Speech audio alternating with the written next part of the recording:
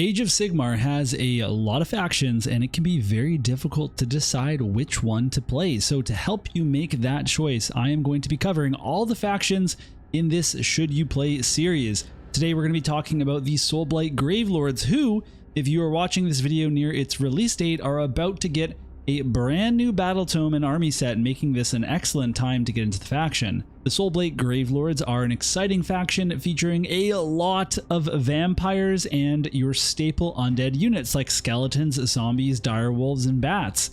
There are also a lot of different hero options, big boss characters, and other champions in this army, so if you want to have cool heroes on the tabletop, then this is the place to be. The plan for this video is to break down common questions about the faction, the playstyle, the types of models, how you might get started in the army, and more. To start off the video, we'll talk about the playstyle of the Soulblight Gravelords. This is a faction centered around undead and vampires. You will have multiple ways to raise skeletons and zombies throughout the game that have fallen during battle. Your vampires also have a variety of methods to heal their wounds by drinking the blood of their enemies or using powerful spells or abilities. So if you like recursion and healing, then this army might suit you.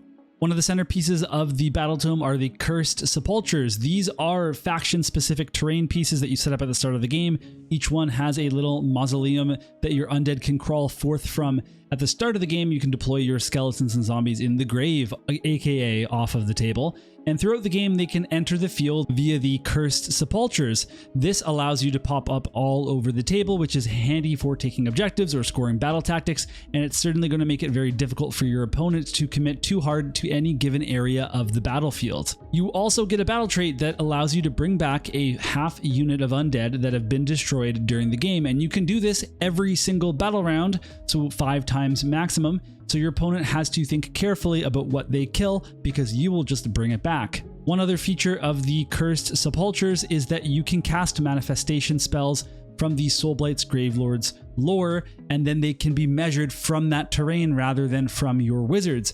This can potentially expand the range by which you can cast these specific spells by quite a bit, meaning you can keep your wizards safe and protected behind all of your hordes and out of harm's way. Speaking of wizards, this army has a lot of wizards. Pretty much every single vampire in the book is a wizard, and many of them have their own unique spell to cast, and you'll be able to sling a lot of magic in every single game, especially if you take Nagash as your general. He is a very expensive model. After all, he is the god of death. But he allows you to bring a full strength unit back once per game, considerably lowering his points cost when you factor in the cost of the unit that you bring back, and he can cast a whopping 9 spells on your turn, which is just insanity. Next, we're going to talk about the model range of the Soulblight Gravelords. I don't have the new battletome yet, and I know some models are being removed that were previously in the army, so these are kind of rough estimates, but the Soulblight Gravelords have about 22 heroes. That's 5 big health mega heroes that can lead your army that cost lots of points, but then there's 17 more foot or mounted heroes that can cast spells and support your army in various ways with various abilities.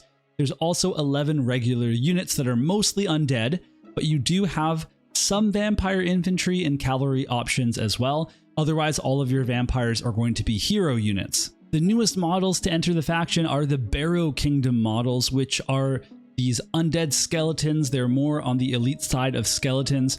There's infantry, knights, kings, and lords, and these elite skeleton warriors look amazing, and they can do some pretty good damage, but still have recursion, and we'll talk more about that later.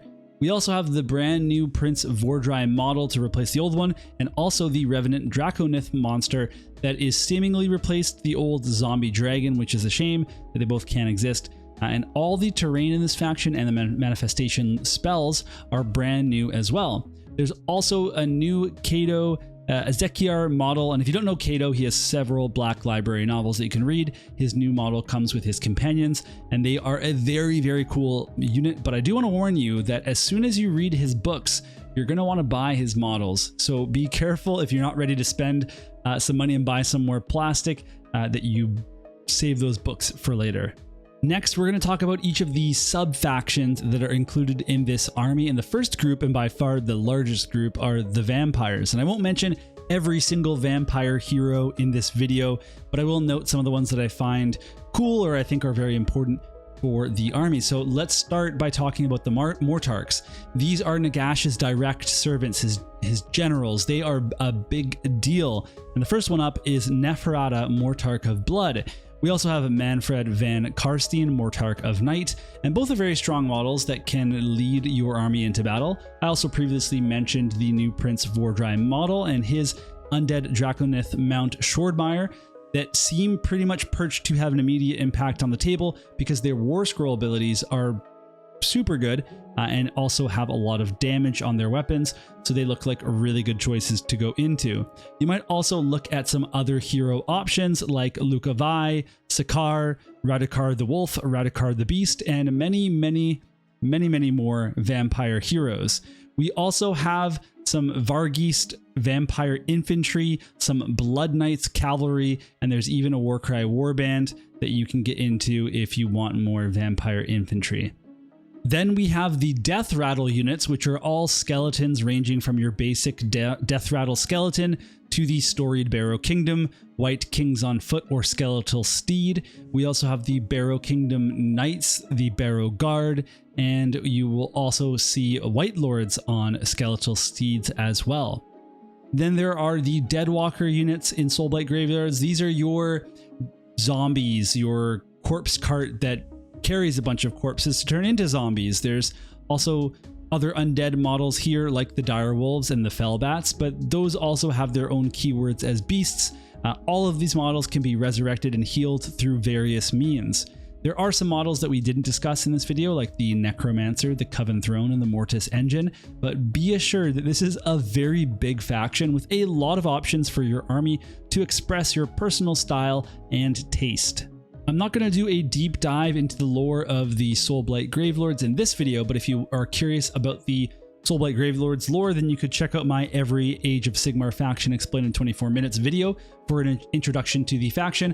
And I also highly recommend the previously mentioned Cato Ezekiar novels. And there is actually a new Soulblight Gravelords omnibus that's coming out with a ton of different books, all included in one bound book that you could purchase as an ebook or whatever and get all the lore. The Soulblight Gravelords are on the easier side of the spectrum of factions to paint. As an undead faction, you can excuse some of the blemishes as dirt and grime and of course blood.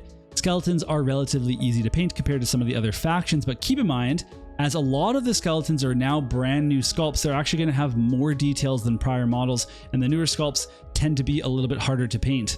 As with any faction, painting can be as complex as you want to make it, and the Soulblight Gravelords have so many vampire heroes that you can really take your time to make each of them unique and detailed, and in this way it could be considered a difficult faction to paint if you end up collecting a lot of heroes and you want to do them all justice. However, a basic skeleton or zombie army with some supporting vampires will be a beginner-friendly paint job. Next, we're going to talk about the army size for this faction and whether it is an elite or a horde army. And if you are running the undead in any form, then you are definitely looking at more of a horde army playstyle. If you reinforce your skeletons, they're going to be in units of 20. And if you reinforce your Deadwalker zombies, then we're taking a unit of 40. So keep in mind, you can bring these units back at half strength if they are completely eliminated, which means it makes sense to run a lot of reinforced units a lot of the time. And if you lean into the new Barrow Kingdom skeletons, they are a little bit more elite than the basic undead, but they still feature a lot of recursion, meaning they will die and they're not super elite. If you go into a more vampire heavy list, your units are going to trend towards those elite stats, but this is not an elite unit faction. It's not like Stormcast Eternals or Slaves to Darkness, to name a few examples. Your vampires are going to have good saves and decent damage, but they are mostly heroes, and most heroes get better saves and okay hit profiles. Non-hero vampires are very limited in this faction, and the best ones that you have are the Blood Knights, who happen to be quite tanky, especially considering that at the end of every single turn, all vampires that are in combat can heal D3 wounds by sucking the blood of their enemies. So if you decide to play Soulblight Gravelords, be prepared to paint a lot of miniatures and have a bigger army size than some of the other factions. This army is hard to price out exactly right now because we don't know the new points totals of the models, but this army set is going to be a really good place to start. You get the battletome and some very solid Barrow Guard units, which I do expect to see a lot of play. And you could supplement this with the current spearhead to add some basic skeletons and also some vampire supports, including a unit of blood knights and a vampire lord. And then you could go pick up some unique vampire heroes that you want to lead your forces. If you're interested in going into more of the undead part of your army, then you could buy the army box for all the skeletons and then buy the new spearhead box, which was teased last year. It features more Barrow Kingdom models. The box has a White King, Barrow Knights, Barrow Guard, and 20 Death Rattle skeletons. Getting the army box now and the spearhead later will give you a very sizable skeleton horde, and you could round that out with some cool vampire heroes. Regardless of which route you go, if you buy an army box and spearhead box, that's going to cost you around $375 American. And keep in mind that you also need to get terrain and the endless spells for this faction, as well as some extra heroes, which would easily put you over $500 American to build out a full army that you could start playing with. If you are interested in playing this army though, a spearhead is always a good place to start because they have a specific spearhead game mode that you can play that has specific rules built for this army, and it is a really fun time and I highly recommend it. Next, we are going to talk about the general stats that you might see in this faction, and I am discussing averages here, so what I might say won't hold true for every single specific unit in each group, but it does give you a general idea of what each group of units will do and what you can expect to get out of this faction. Vampires will generally hit on 3s, wound on 3s, and have 1 rend, although some have higher rend, and then they have about 1 to 2 damage. This stat line makes them consistent to get some damage through, but they're not going to be elite damage dealers. There are exceptions, of course, and some of the bigger hero models can output some serious damage, and the new Vampire Lord of Nightmare Steed can not only push out damage on the charge, it also synergizes with the Blood Knights, which are a very powerful vampire cavalry unit. But keep in mind that even if you have some vampire heroes that, you know, don't impress you with their damage, they are all also wizards and generally have other abilities and buffs and debuffs that they can enact during the game. And don't forget that any vampire you have in combat gets to heal at the end of every single turn, giving them some healing if you can keep them alive. So the vampires bring a lot of different aspects to your army, but they're not going to be these huge damage dealers with only maybe a few exceptions. Then we have skeletons, which are mostly going to hit on 4s and wound on 3s and have 0 to 1 rend and low damage. However, many of the new skeletons have crit mortals, which means if you roll a 6 on their hit rolls, they will automatically deal damage to the enemy, and the enemy cannot roll a save roll. Crit mortals is very helpful against highly armored enemies, and it can help you push more consistent damage. There are ways to buff skeletons damage. For example, the Barrow Knights deal more damage on the charge, meaning those crit mortals can scale up and become even more powerful. Some skeleton heroes can also curse enemies if they hit them with a critical, debuffing them for the remainder of the game, making it easier for the rest of your skeletons to deal more damage. So while skeletons won't be major damage dealers, they are going to be consistent threats, grinding your enemies down, and if they kill them, well, guess what? You'll just bring them back from the grave. Then we have the Deadwalkers, which are all of our zombie units. They generally hit on 4s, wound on 4s, have 0 rend and low damage. These are not damage dealers. In the case of your Deadwalker zombies, they are really great at standing on objectives or screening your important units so your enemy cannot get to them. The Direwolves and the Fellbats have great mobility that lets them complete battle tactics easily, but you can also get them to claim some uncontested objectives, but because they are beasts, they cannot gain a high control score, so they are unable to hold objectives against enemies. That's going to wrap up my Should You Play Soulblight Gravelords video, and I hope that it was very helpful for you to decide whether or not you wanted to play this faction as your very first Age of Sigmar faction, or maybe it's going to be the next army that you are going to play. And Soulblight Gravelord veterans, let me know if I missed any information that you want to share with some prospective new players to your faction. Otherwise, thank you so much for watching, and let me know in the comments which faction you want me to cover next.